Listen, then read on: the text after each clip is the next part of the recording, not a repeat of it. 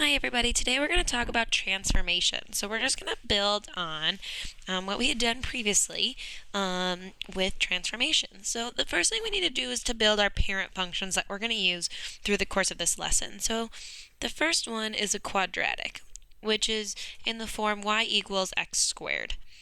So I'm going to make an xy table to help me build it. So I want to choose some negatives and some positives. So I'm going to use -2, -1, 0, 1, and 2 to just get a spread.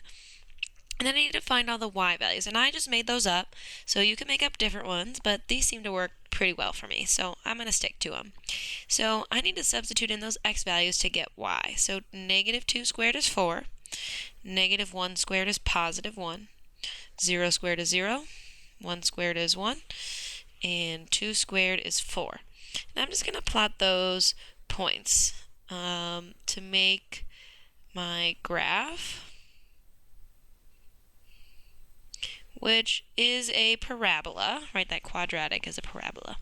So they all have that same shape. So a cubic function is y equals x to the third. So xy table, I'm going to choose the same x values because again, I like them. You could choose different ones, but I like these ones. And then I need to substitute my x values in to get y. So -2 to the third is -8. -1 to the third is -1. And I get 0, 1, and +8. And then I'm going to graph them. So -2, -8, -1, -1, 0, 0, 1, 1, and 2, 8. Give me the shape of my cubic function. Again, they all have that same shape. So then we have quartic functions, which is y equals x to the fourth. So again, I'm going to stick with the same same x values.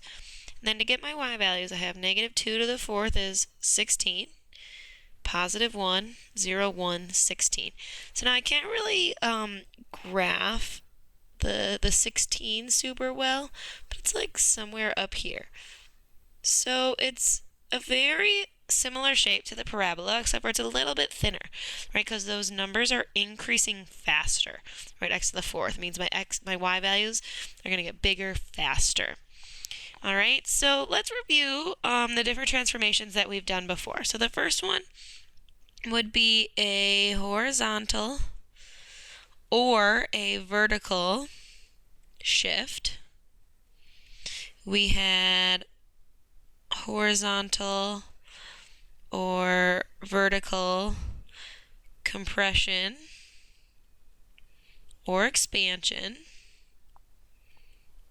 and we had reflections. So those are the three different scenarios, and it just depends on the equation given. We'll have to determine what type of transformation we have. So example 1, we're going to list the transformations in order and use the table to graph the function. So in order means that we start from the inside of the parentheses and move out. We're really totally just following the order of operations. So inside the parentheses, I have a -1.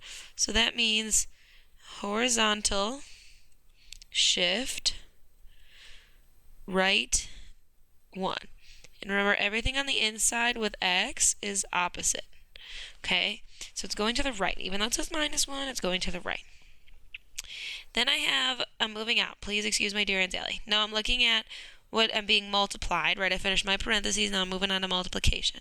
So I'm multiplying by 2. So since that's on the outside with y, it's vertical. And it is an expansion because it's 2, and it's by a factor of 2. And lastly, I have this 3 on the end, and it's on the outside, so it's also vertical. And that +3 means a shift 3 up. Okay, so my parent function here, since it's being raised to the second power, is y equals x squared. So we are looking for my xy's that I would graph the parent function with. And we just talked about these in the last beginning part. So I have -2, -1, 0, 1, 2. Then I plug in all of those to be x squared, and I get my y values. So this just says to graph the function, so I don't need to graph this, but I am going to have to use it to graph my new function. So you have to ask yourself, what is happening with x? Well, the only thing with x is x minus 1, but remember it's opposite. So in the ordered pair, it's plus 1. Then you have to ask yourself what's happening with y. Well, that's the 2 and the 3, so it's 2y plus 3, because over here I'm multiplying by 2, and then I'm adding 3. And then it's just finding values, right? Now I'm going to substitute all my x's for x plus 1. I'm going to do those first. So negative 2 plus 1 is negative 1. Negative 1 plus 1 is 0. 0 plus 1 is 1. 1 plus 1 is 2. And, positive 2 plus 1 is 3. So then I substitute in the y value. So I'm going to start with 4. Well, 4 times 2 is 8, plus 3 is 11. 2 times 1 is 2, plus 3 is 5. 0 plus 3 is 3. Then I get 5 and 11. So now I need to graph. So negative 1, 11 is like right here. 0, 5, 1, 3, 2, 5, and 3, 11, giving me a nice parabola. And again, you're just looking for the exact point so you can have an exact shape. Okay, so if you want to rewind and watch that again, feel free. I'm going to do another example. So here I have a negative on the inside. Okay, if you have a negative on the inside, that means x is going from negative to positive, or the other way around. So it's coming over here. So that means I have to pass over the y-axis. So that negative on the inside means reflection over the y-axis. And then this negative 5 on the back, that is a vertical shift down 5. So here I have an x to the third, so my parent function is x to the third, which is a cubic function.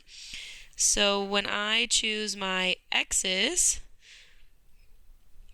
which I'm choosing the same ones every time, I'm just plugging them into x to the third this time.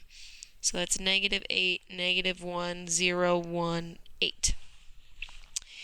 So now I need to reflect over the y-axis. Means x is changing this, so it's going to be negative x, and then the vertical shift is with y, so that's why I have a y minus 5. So I start with the x's. So negative 2 is positive 2, positive 1, 0, negative 1, negative 2. And then I take each y value and subtract 5. So negative 8 minus 5 is negative 13. Negative 6, negative 5, negative 4, and positive 3. So again, this negative 2, negative 13 is off my graph, so I'm just going to approximate. I have that's positive 2, negative 13, excuse me. So positive 2, negative 13 is like somewhere over here. I have 1, negative 6, 0, negative 5. Negative 1, negative 4, and negative 2, positive 3 to get my shape of the cubic function. And remember, we talked at the beginning, I'm going to scroll up real quick. All cubic functions look the same, so that is why ours matches here. Right, it has the same shape. We're just expanding it, compressing it, moving it up and down, flipping it upside down. All right, so let's just do one more graphing problem. And we're going to list the transformation. So I want you to take a second for reals, and I want you to pause this. Okay, you're pausing in 1 second, and you're going to write down the transformations. Okay, you need to do this. All right, ready, set, pause. For real, pause. All right, is this what you got? You need to check 2 things. You need to make sure yours are exactly correct. Horizontal shift right 1, reflection over the x-axis, and vertical shift up 5. They also need to be in that order. Remember, please excuse my dear Aunt Sally. Make sure they're in the right order. Okay, so our parent function this time is x to the fourth, because my exponent is 4. So when I do my x values, which again I've kept them consistent this whole time, I'm substituting them into the x to the fourth. So that's 16, 1, 0, 1, 16. And then I need to construct my new function. So x minus 1, remember, opposite. So that's x plus 1. And then the negative and the 5 are in the y direction. So that means negative y plus 5. And then I do the math. So negative 2 plus 1 is negative 1. 0, 1, 2, 3, right? 1 plus 1 is 2, 2 plus 1 is 3. That's easy math. I know you can do. So then I have negative 16 plus 5 is negative 11. Negative 1 plus 5 is 4. 0 plus 5 is 5. Negative 1 plus 5 is 4. And then negative 16 plus 5 is negative 11. All right, and then we graph. So negative 1, negative 11. Again, I'm just estimating here. 0, 4, 1, 5, 2, 4, and 3, negative 11. And again, it looks just like a parabola, except for a little skinnier, because, again, it's increasing or decreasing faster. Okay, so that concludes graphing. If you want to rewatch any piece of that, please do so. So now we're going to write a rule for G that represents the indicated transformations of the graph F. So 2 units to the right, that means x minus 3 to the third power. Right, my parent function is x to the third. Vertical expansion by a factor of 3, well, that comes out front because it's vertical. And then down 4 is a minus 4 at the end. So g of x is equal to 3 times the quantity x minus 3 to the third, minus 4. All right, reflection over the x-axis. That means it's going from top to bottom over the x-axis, so it's affecting y. So that's going to be negative x to the fourth, and then a vertical shift up 6 is a plus 6. All right, so remember that it's going to be a times x minus h squared, or to the third power, plus k, and we're looking to fill in those. A was the horizontal and vertical expansion or compression. H is a horizontal shift, and k is a vertical shift. So those are the values we are trying to substitute in here. If you want to write that down.